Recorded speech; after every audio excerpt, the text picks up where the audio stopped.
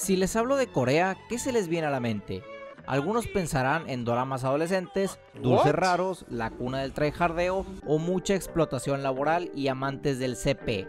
Pero eso es solo una Corea, ya que Corea del BTS tiene a su hermano gemelo, aunque luego de estudiar a profundidad el tema del K-pop, realmente no sé cuál de los dos es el hermano gemelo malvado.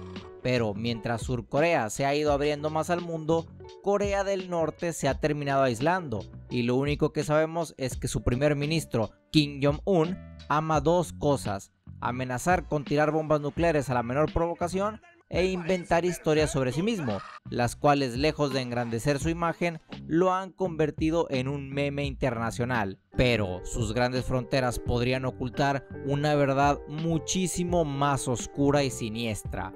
El día de hoy les vengo a hablar del país más surrealista de la historia y del por qué Corea del Norte está de la verga. It's the biggest piece of dog shit that I have ever heard. Corea del Norte es una nación muy enigmática, principalmente por lo poco que sabemos que sucede dentro de sus fronteras. Y esto no es para nada extraño. Durante décadas, el Partido Comunista que gobierna el país se ha encargado de aislar a su población del resto del mundo. O sea, la imagen que los extranjeros tienen de Corea del Norte es la de una nación atrapada en los años 80, un lugar al que la globalización nunca llegó, y que sus únicos lazos con el exterior son mediante naciones de ideologías políticas semejantes. Pero, ¿qué pensarían si les digo que esto no siempre fue así? Hubo una época donde Corea del Norte fue próspero, tenía un proyecto de gobierno que prometía un crecimiento mayor al de países semejantes como China e incluso más prometedor que su hermano sureño. Pero todavía no nos vayamos tan lejos. Para entender cómo todo lo anterior se fue a la mierda y Corea del Norte terminó como está ahora, tenemos que hablar de su contexto histórico. Aunque parezca que Corea del Norte siempre ha estado presente rompiendo los huevos, en realidad es una nación muy joven. Sin viajar siglos atrás, originalmente Corea no estaba dividido, era un imperio unificado que se había mantenido al margen del conflicto de sus vecinos, cosa que incluso lo llevó a ser conocido como el Imperio Ermitaño. Sí, aparentemente esto de aislar a la población del resto del mundo no se lo inventó el Kimi. Para la mala suerte de nuestros chinitos ermitaños, Japón los anexó a la mala a su imperio durante su campaña de expansión por allá de 1910. Pero el gusto no les duró demasiado a nuestros amantes de las lolis, ya que tras su rendición al final de la Segunda Guerra Mundial, el bando de los aliados obligó a Japón a liberar todas sus colonias. Pero esto no significó el amanecer de una nueva Corea libre. No. El bando de los aliados, liderado por Estados Unidos y la entonces conocida como Unión Soviética, decidió que era buena idea dividirse la península coreana. El lado norte sería apadrinado por la madre Rusia, siguiendo una ideología comunista, mientras que la parte sur sería adoptada por América y sus aliados capitalistas. Uno pensaría que, aunque tuvieran diferencias ideológicas, las dos naciones aprenderían a coexistir de forma pacífica y buscarían la prosperidad a su propia manera, ¿no? Pues no. Ambos bandos tenían la creencia de ser el legítimo dueño del territorio vecino, y sus diferencias ideológicas solo acrecentaron una rivalidad que terminó por iniciar la Gran Guerra Coreana. En 1950, la ya conocida como Corea del Norte invadió a su vecino sureño, y gracias a sus avances militares y tecnológicos consiguieron apoderarse de la mayoría del territorio surcoreano. Pero como se encontraban en plena Guerra Fría, Estados Unidos no iba a dejar que un montón de rojillos de mierda se adueñaran de sus hijos. Así que, junto a más de 10 países anexados a la ONU, lideraron un contragolpe. Cabe destacar que dentro de ese grupo de países estaba Colombia, volviéndose así el único país latinoamericano en involucrarse directamente en un conflicto militar en Asia. Colombia, eres grande. Evidentemente, Rusia y China no iban a dejar solos a sus camaradas rojos y se unieron al conflicto, lo que llevó a una guerra que duró poco más de 3 años, donde se perdieron aproximadamente 3 millones de vidas. ¿Por qué es importante todo este contexto? Pues porque si bien el conflicto bélico terminó con la división legítima de ambas naciones y la creación de una zona intermediaria desmilitarizada, en realidad nunca se firmó la paz entre ambas Coreas. En la teoría, ambas naciones siguen en guerra y el conflicto bélico solo generó un fuerte odio y resentimiento entre ambas naciones. y por parte de los coreanos del norte un fuerte repudio hacia Estados Unidos y la ideología capitalista. Tengan presente este dato porque tomará mucha importancia para más adelante. Entonces, ¿Corea del Norte quedó en la mierda después de este conflicto a gran escala? A ver, sí, pero no. Kim Il-sung, el presidente títere que puso la Unión Soviética a cargo de Corea del Norte, recibió una nación en ruinas, pero gracias al apoyo de sus padrinos rojillos consiguieron levantar el país. Incluso crearon una fuerte estructura económica teniendo como eje la minería y la agricultura. Para finales de los años 50, la industria siderúrgica creció un 50%.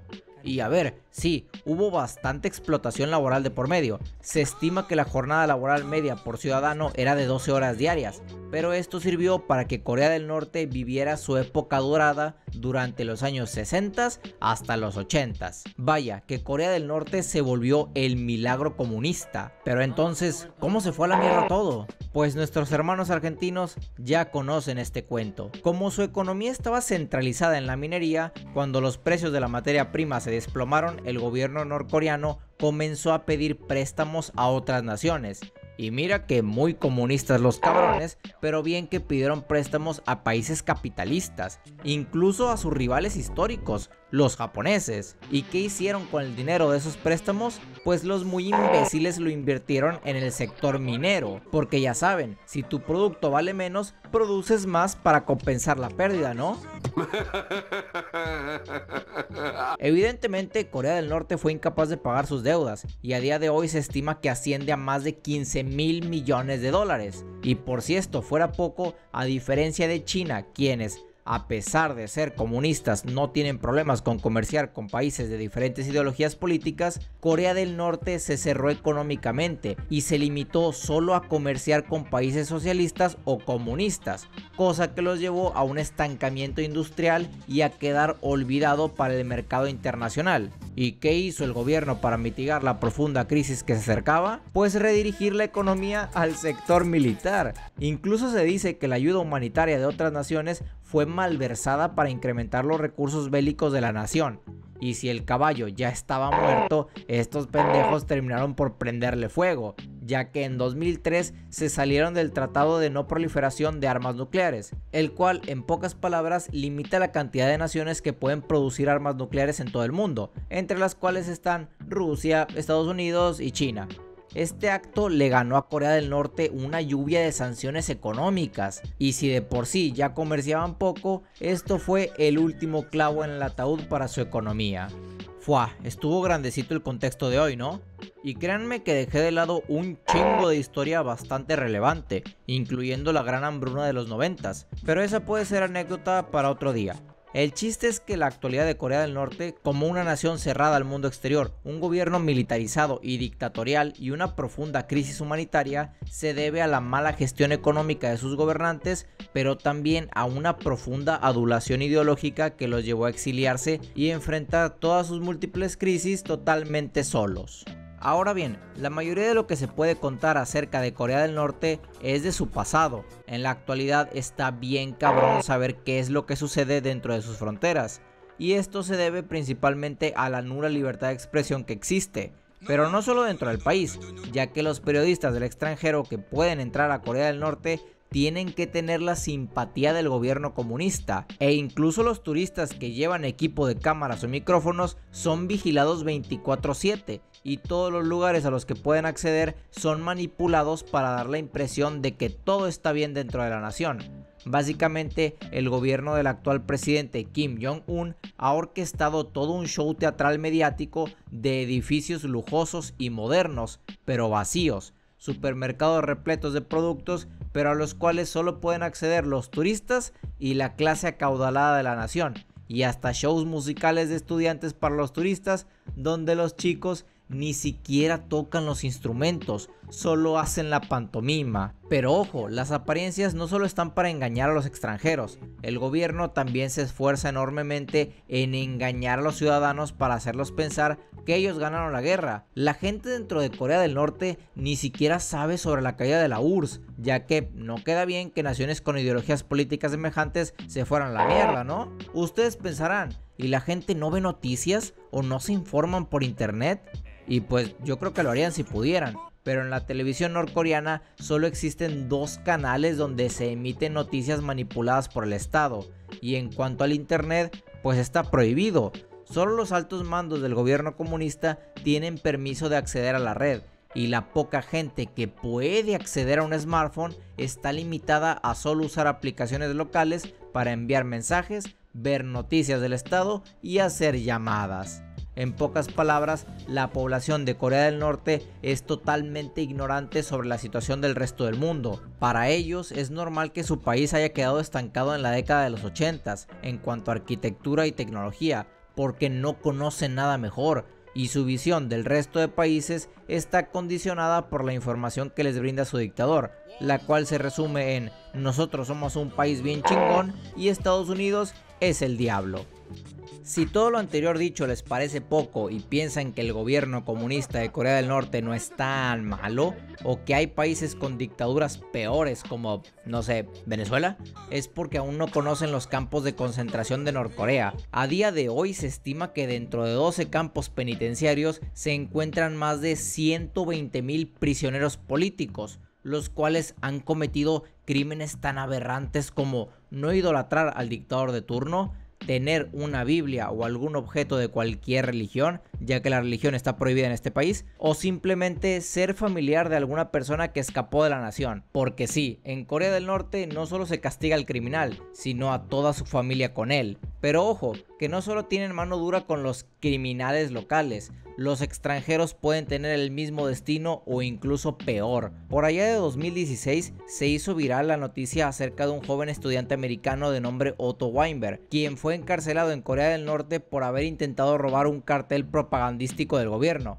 Presuntamente, este aberrante acto contra el santo gobierno comunista de Corea del Norte le valió una sentencia de 15 años de trabajos forzados. Dada la presión internacional, el gobierno de Corea del Norte dio a conocer que liberaría al joven a mediados de 2017, pero cuando este arribó en tierras americanas, su estado era deplorable. Otto era incapaz de comunicarse o moverse por sí solo y se encontraba en un estado de constante vigilancia.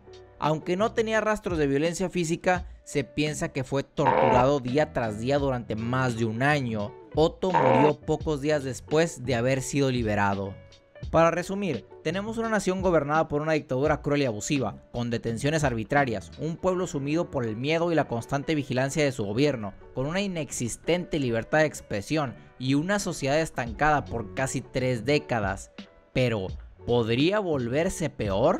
Pues la verdad es que sí, sí y jodidamente sí. Países comunistas como China o Rusia por lo menos le dan un nivel de vida decente a su población, pero si algo caracteriza al comunismo norcoreano es su infraestructura decadente, que parece un escenario posapocalíptico, una red de transporte público que se siente sacada de principios del siglo XX, un sistema eléctrico colapsado, el cual tiene a más de la mitad de la población sin electricidad de forma permanente, y una escasez de combustible que ha obligado a la población a recurrir a vehículos impulsados por leña. Corea del Norte es la perfecta definición de un país roto y sin futuro. Y de todos mis videos hasta ahora, y posiblemente a futuro también, es el país que más se ha ganado el título de estar de la verga. Pero incluso si fuera poco que ellos estén sumidos en un pozo, Kim Jong-un y su gobierno de mierda constantemente amenazan con detonar misiles nucleares. Amenazas que hasta hace poco habían sido tomadas como chiste por el resto del mundo, ya que estos simios ni siquiera podían ni producir teléfonos por ellos mismos. Pero con el reciente apoyo a la campaña bélica de Rusia en Ucrania, el gobierno de Putin le ha brindado más apoyo al gobierno norcoreano, dándoles combustible a bajo costo, fondos monetarios y una actualización a su armamento militar. Así que con todo esto, el futuro es realmente muy incierto. Con todo lo anterior, ¿qué nos queda como lección? Pues yo diría que toda dictadura es una mierda. Aunque la democracia no sea el modelo ideal, nunca es buena opción que un solo partido político tenga todo el poder de una nación. Tarde o temprano sucumben ante el hambre de poder y dinero, y terminan llevándose entre las patas las vidas de millones de personas. Corea del Norte no es más que una mancha negra en la historia de la humanidad, la cual está de la verguísima, y seguramente recordaremos con vergüenza dentro de algunas décadas en el futuro. Pero bueno, mis amigos, hasta aquí quedará el video. Les agradezco mucho el reciente apoyo que han tenido mis videos pasados y quiero que sepan que tomo en cuenta todos sus comentarios para ir mejorando la calidad del material. Lamento tardar tanto tiempo en sacar un nuevo video, pero entre el tiempo de investigación que hago y la chamba, me es imposible tener una mayor regularidad. Espero que sean pacientes conmigo. Ya sin más que agregar, ¿de qué nos quejaremos la próxima? Nos vemos.